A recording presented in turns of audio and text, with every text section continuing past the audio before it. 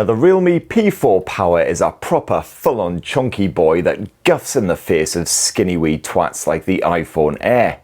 It doesn't care about being all slim and proper, it would rather impress you with what it can do. And what it can do is keep on going for ruddy days with its 10,000 mAh battery, which even doubles up as a portable power pack. So probably no surprise that the battery life is pretty bloody good on this thing, but what about the gaming prowess, the camera tech, or the other bits? Well, let's have a proper squint at the Realme P4 Power, and for more on the latest and greatest tech, please do poke subscribe, ding that old notifications bell. Cheers! Now, while a lot of manufacturers seem obsessed all of a sudden with size 0 smartphones, Realme has gone the opposite way and produced a proper chubster, because that plastic chassis is a Beatles ball bag over 9mm thick. Although the P4 Power doesn't appear to be quite as chunky as it actually is, courtesy of the slightly sloped back end and display. Whereas a lot of rivals are obsessed with completely flat screens and back ends and edges and everything for that sort of iPhone-esque vibe, which doesn't exactly produce fantastic hand feel. The Realme P4 Power actually feels rather nice to clutch, despite the fact it is a great big heifer. And despite the fact that Realme has stuffed a 10,000 mAh battery into this wee bugger, it's not actually as heavy as you might imagine. Yeah, it's got a good bit of heft to it, but weighs just 219 grams, which ain't as bad as some flagships with quite moderate batteries. You can grab the Realme P4 Power in two different colours, either this rather nice slick silver, otherwise that same god-awful Fanta orange colour that Apple went for with its latest iPhone, and the same colour as Chester Cheetah's scrotum. But at least they haven't just ripped off Apple's iPhone Pro look, they've gone for something a bit more distinctive. The P4 Power actually has a bit more of a mechanical vibe about it, which I rather like. A camera bump that isn't actually that much of a bump, only pokes out a wee way, as you can see there. And you've got a smooth matte finish as well, which does a reasonably good job of masking grubby fingerprints and stuff. You'll have to give the occasional wee buffing up. And the Realme P4 Power also reasonably rugged. Realme wouldn't actually say which version of Gorilla Glass it's slapped on the front end, but you do have a pre-installed screen protector as well, and it's IP68 and 69 dust, water and spurt resistant. And to unlock the Realme P4 Power, it is your basic in-display optical fingerprint sensor, but pretty responsive as you can see there. No buggering about, a quick tap of your thumb to that scanner and you're straight in, although it's not quite so capable if your fingers are quite sticky, wet, whatever. And then once you're in there, no surprises when it comes to the software, because what you got is a good bit of RealmeUI 7.0 slathered on top of Android 16. And with the P4 Power, you get a guarantee of 3 OS upgrades and also 4 years of security patching, so certainly not one of the better efforts out there, but I'll keep you going for a wee while. And RealmeUI, not one of my absolute favourites, but quite familiar if you've used other Chinese launchers, the likes of Color OS or Hyper OS. Doesn't mess with the Android formula too much, so you've still got your Discover feed, you've got the option of an Apps Drawer, usual notifications bar and your separate control center, although you can smash these together old school style if you'd prefer. And plenty of customization opportunities, of course, including a few themes that will look quite familiar if you are, again, a fan of the likes of Color OS. No real surprises given that Realme and Oppo are basically owned by the same company. And hey, guess what? The P4 Power is also stuffed to the guts with AI. That's a shocker, right? And a few wee bugbears here, mostly the usual stuff. For one, the always on display, once again, isn't always on. It'll wake up if you give the phone a good prod or a bit of a jiggle, but yeah, that's not always on, is it? A few wee bugs these past couple of days as well. So for instance, the bedtime mode sometimes just can't be bothered to switch off in the mornings. You know, I don't blame you, I can't really be arsed with much at 7 AM either. What I was considerably more happy with was the lack of crapware stuffed on here. Quite surprising. I was expecting a fair bit, to be perfectly frank, but he's got the usual offenders, LinkedIn and Facebook basically. Not even booking.bloody.com. Lovely. But anyway, I am planning to spaff out a full in-depth tips and tricks guide for RealmeUI 7, just showing off some of the best bits stuffed away in there. And so hopefully get to that soon, although, you know, your Uncle Spurt pretty busy and also likes a drink, so, you know, maybe don't hold your breath. Or actually, even better, if you would be interested in a RealmeUI 7 tips and tricks guide, let me know in the comments below, and that might give me a bit of a poke and a prod. Now pretty much the entire front end of the Realme P4 Power is taken up by that 6.8-inch AMOLED display. It's ever so slightly curved at all four edges, a waterfall display, I think it was how Xiaomi used to describe these back in the day. It does lend a nice premium vibe to the Realme P4 Power, and thankfully it's not so slopey that, you know, your fingers and your palm flab intrudes on that display and balks up the responsiveness. You got a crispy 2800 by 1280 pixel resolution, so those visuals nice and sharp, plenty of fine detail packed into your photos, or every frame of the movie or the TV show that you're watching. As long as you actually remember to bump up the resolution in the display settings, because by default it's just set to 1080p. Not really sure why, because if there's one smartphone that doesn't really need to worry about the battery life, it's this bloody thing.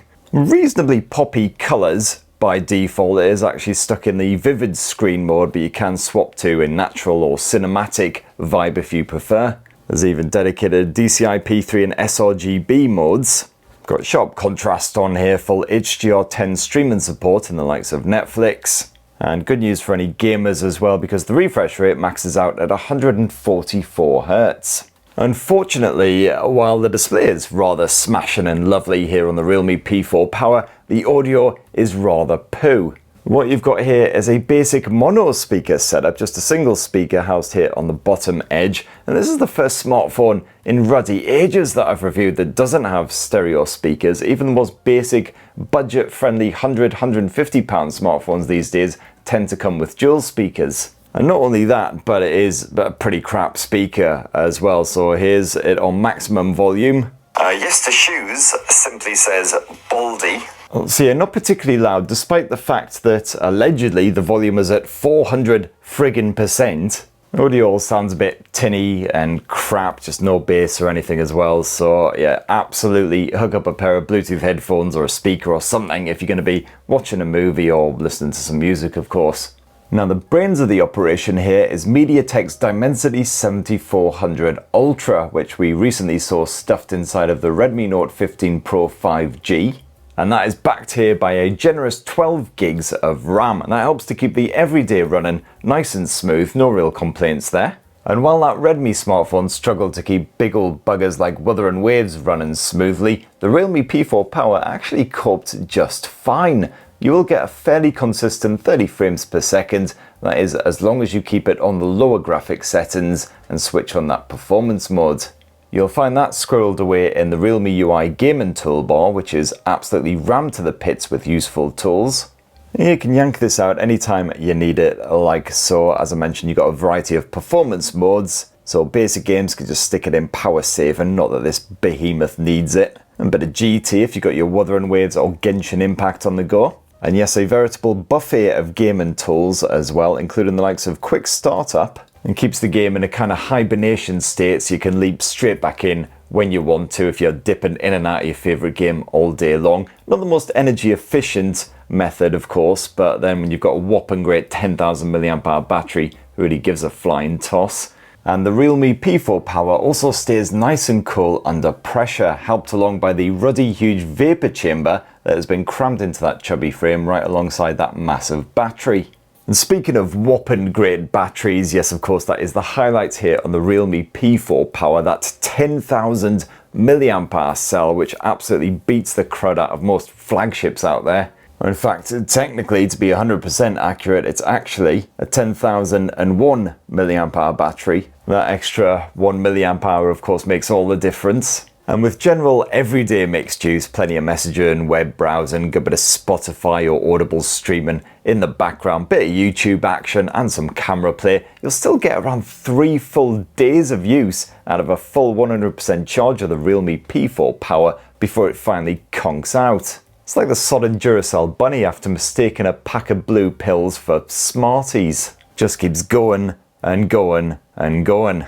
And even if you try to proper murder the Realme P4 Power with a good bit of Wuthering Waves action, well, you'll still get 8 full hours of gameplay time on a full charge of this thing. And that is on the lower graphics settings, but that's still a stupendous effort, more than doubling what you'll see on some other smartphones. And if you are running low on juice, but you don't want to give up on that scantily clad anime lass action, well, no worries, because back in that gaming mode, you've got a battery bypass feature, so you can plug in the Realme P4 Power and keep it energized, and it won't charge the battery at the same time to prevent the P4 Power from getting a bit toasty. And of course, since you're carrying around this massive great battery in your pants, it'd be kind of a shame if you couldn't use this smartphone as a portable power pack, but thankfully Realme has you covered there too. You've got 27 watt reverse charging support, so just plug a cable into the P4 Power and then into whatever other random bit of tech needs juicing up, and it'll immediately start charging from the phone. So if you've got any mates who are constantly forgetting to charge their own blowers before they bugger off out to meet you, well, you'll be their absolute saviour. And also, if any of your friends were dumb enough to actually buy an iPhone Air, well, again, you'll be able to keep them powered up all day long, show them what a real smartphone can do.